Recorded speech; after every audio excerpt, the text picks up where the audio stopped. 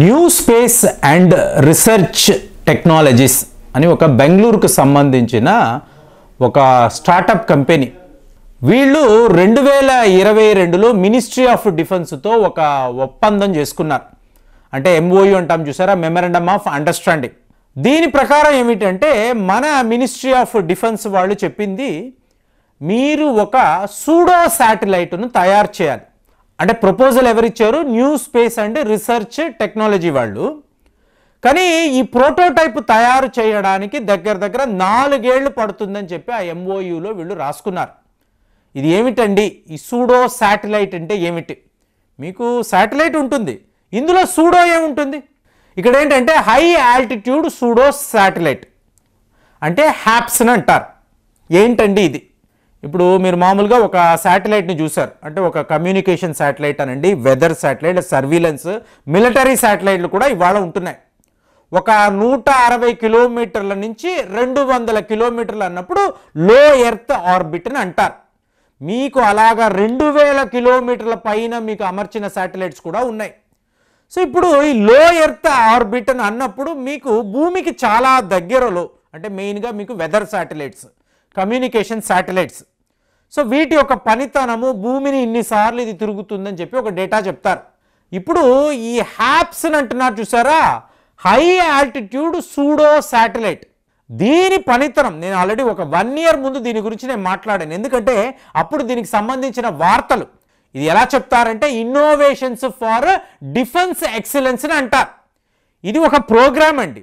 ఇప్పుడు మీరు ఒక 20 ఏళ్ల క్రితము భారతదేశంలో ఏం జరిగేదని చూసారు అనుకోండి, డిఫెన్స్ రంగము అంటేనే ప్రభుత్వానికి సంబంధించిన మీకు ఒక ఆర్డినెన్స్ ఫ్యాక్టరీ అనండి, లేదా Hindustan aeronautics limited, DRDO, ISRO.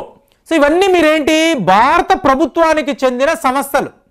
అంటే డిఫెన్స్ రంగము అంటే వీళ్ళే పరిశోధనలు చేస్తారు, వీళ్ళే ఆయుధాలు తయారు చేస్తారు, ఇవన్నీ ఉంటాయి. జనరల్గా వీళ్ళు ఏం చేస్తారంటే ఇది మాకు ఒక రీసెర్చ్ వర్క్ అండి, పలానా ప్రోటోటైప్ మేము తయారు చేశాము, దీనికి ఇంత ఫండింగ్ కావాలి అంటే ఆ రోజుల్లో ప్రభుత్వాలు అంతంత డబ్బు డిఫెన్స్ మీద పెట్టలేము, మనం ఒక పని చేద్దాము, ఈక్వల్గా ఉండే ఆయుధాలు ఏ అమెరికా దగ్గరో, రష్యా దగ్గరో, స్వీడన్ దగ్గరో, ఇజ్రాయెల్ దగ్గర కొనేద్దాము. ఎందుకు కొంటాము? ఆ మంత్రులు అనండి, అధికారులు, వీళ్ళందరికీ లంచాలు వస్తాయి. కాబట్టి ఏ రోజు భారతదేశంలో డిఫెన్స్ రంగము అనేది డెవలప్ అయ్యింది లేదు.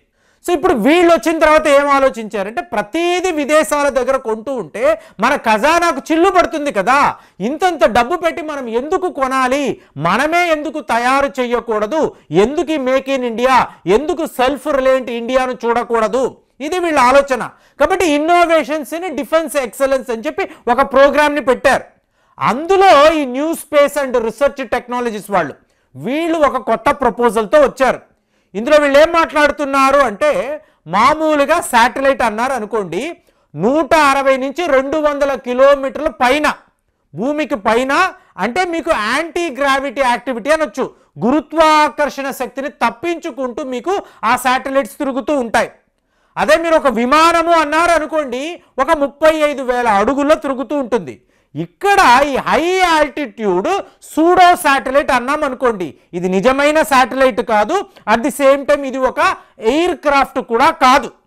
ఇది ఎంత ఒక అద్భుతమైన ప్రాజెక్ట్ అంటే, ఇప్పుడు మీరు పాకిస్తాన్ మీద దాడులు చేయాలండి, దాడులు చేయాలనుకోండి, మీరు మీ యుద్ధ విమానంతో వెళ్ళారు అంటే వాళ్ళ రేడార్లు పసిగట్టేస్తాయి. సో వాళ్ళు కూడా మన మీద దాడులు చేస్తారు. అదే మీరు 65,000 అడుగుల పైకి వెళ్ళి మీరు అక్కడ నుంచి పాకిస్తాన్ మీద మీరు అటాక్స్ చేయాలనుకున్నారు అనుకోండి, వాడి రేడార్లు పసిగట్టలేవు. అలాంటి ఒక టెక్నాలజీని కూడా ఇవాళ భారతదేశంలో మనం తయారు చేస్తున్నాం. అంటే ప్రపంచములో for the first time the one and only country India. ఏ అమెరికానో, రష్యానో, చైనా వాళ్ళు కూడా ఇప్పటి వరకు ఇలాంటి పనులు చేయలేదండి. ఒక అన్మాన్డ్ ఏరియల్ వెహికల్, ఒక డ్రోన్ని 65,000 కిలోమీటర్ల పైకి తీసుకువెళ్ళి అక్కడ నుంచి నువ్వు సర్వీలెన్స్ చెయ్యి, మిలిటరీ యాక్టివిటీస్ చూడు, వెదర్ కండిషన్స్ చూడు. ప్రస్తుతం ఒక చాలా తాజా వార్త ఏంటి, చైనా వాడు ప్రపంచానికే తెలియకుండా ఒక కొత్త రకమైన న్యూక్లియర్ ప్రోగ్రామ్ని వాడు తయారు చేస్తున్నాడు. సో ఇలాంటి ఒక పరికరం మీ దగ్గర ఉంది అనుకోండి, సూడో శాటిలైట్ ఉందనుకోండి, ఇమీడియట్గా చైనా వాడు ఏం చేస్తున్నాడు దానిని కూడా మీరు పసిగట్టి అమెరికా, రష్యా లాంటి దేశాలకు మీరు చెప్పవచ్చు. అంత గొప్ప టెక్నాలజీని ఇవాళ భారతదేశం తయారు చేస్తుంది. మరి దీనికంతా మీకు చాలా చాలా పెట్టుబడులు అవుతాయి కదండి. కాబట్టి మనం ఏ స్థాయిలో ఆలోచిస్తున్నాము అంటే, డిఫెన్స్ ఇన్నోవేషన్ ఆర్గనైజేషన్ అని ఒక కొత్త రకమైన కంపెనీ పెట్టి వీళ్ళు వాళ్ళ పరిశోధనలు చేస్తారు, వాళ్ళ ప్రోటోటైప్ తయారు చేస్తారు, మన దగ్గరికి వచ్చి ప్రజెంటేషన్ ఇస్తారు. సో మీకు మినిస్ట్రీ ఆఫ్ డిఫెన్స్ చూస్తుంది, బాగుంది, దీనివల్ల దేశానికి ఉపయోగం అన్నప్పుడు వీళ్ళు కమిషన్ చేస్తారు. ఆ పరిశోధనలకు కావలసిన పెట్టుబడులన్నీ ప్రభుత్వమే పెడుతుంది. ఇదంతా కొత్త రకమైన ఆలోచనలండి. ఇంతకు ముందు అలాంటిది లేదు. ఈ గొడవంతా మనకెందుకు?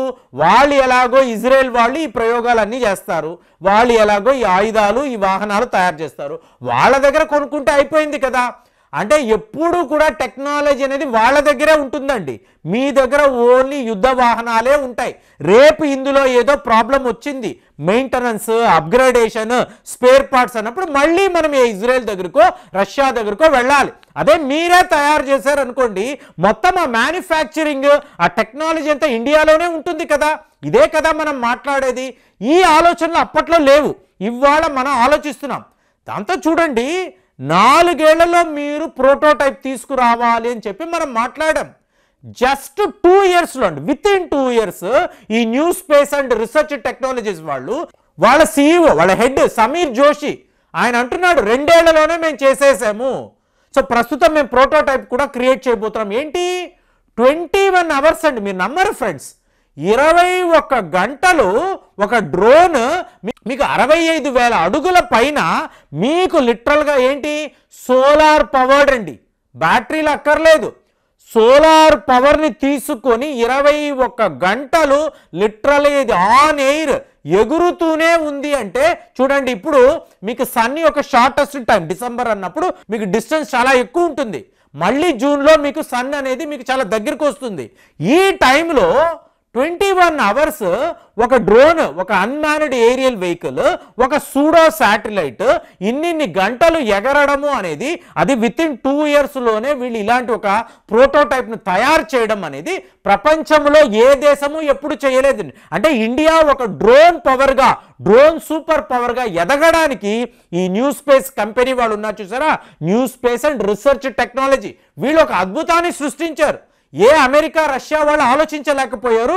వీళ్ళు అంటే డైరెక్ట్ శాటిలైట్ కాదు, ఒక ఎయిర్ క్రాఫ్ట్ కాదు, ఇన్ బిట్వీన్ మామూలుగా మీరు ట్రావెల్ చేస్తున్నారు, ఒక డొమెస్టిక్ ఎయిర్లైన్స్లో ట్రావెల్ చేస్తున్నారంటే 35,000 అనేది 35,000 అడుగులు అనేది మీకు నార్మల్ డిస్టెన్స్. ఇది ఏకంగా 65,000 అడుగుల్లో మీకు తిరుగుతూ ఉంటుంది, రెక్కలతో తిరుగుతూ ఉంటుంది, మొత్తము గమనిస్తూ ఉంటుంది. ప్రపంచంలో ఎవరైనా మన దేశానికి వ్యతిరేకంగా కుట్రలు పన్నుతున్నారా, చైనా వాడేం చేస్తున్నాడు, పాకిస్తాన్ వాడేం చేస్తున్నాడు, అవసరమైతే పాకిస్తాన్ మీద దాడులు చేయాలంటే ఈ సూడో శాటిలైట్ని వాడి ఎక్కడెక్కడ చేయగలము. ఇంత అద్భుతాన్ని ఒక బెంగళూరు బేస్డ్ స్టార్టప్ కంపెనీ చేశారు అంటే యావత్ మినిస్ట్రీ ఆఫ్ డిఫెన్స్ వాళ్ళు ఆహా ఓహో అంటున్నారు. నిజంగానే ఇది ఒక గొప్ప ఇన్నోవేషన్. అలాంటిది భారత్ను ఒక డ్రోన్ సూపర్ పవర్గా నిలబెట్టడానికి ఒక టాటానో, అదానియో, మహేంద్రానో, ఎల్ఎన్టీయో కాదండి, ఒక స్టార్టప్ కంపెనీ ఇంత పెద్ద ప్రపోజల్తో వచ్చారనేది చాలా చాలా గొప్ప వార్త. మరి దీని మీద అసలు మీ కామెంట్స్ ఎలా ఉన్నాయో తెలియజేయండి. మళ్ళీ వచ్చే వీడియోలో కలుద్దాం. జై హింద్.